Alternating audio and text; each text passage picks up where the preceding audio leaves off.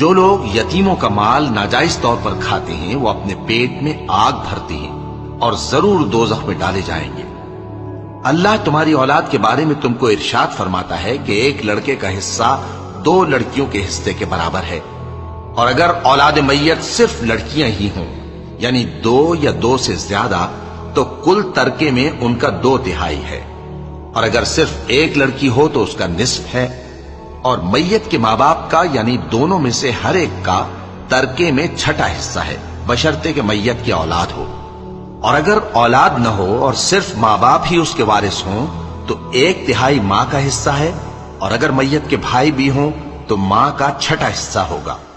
اور یہ تقسیم ترکہ میت کی وصیت کی تعمیل کے بعد جو اس نے کی ہو یا قرض کے ادا ہونے کے بعد جو اس کے ذمے ہو عمل میں آئے گی۔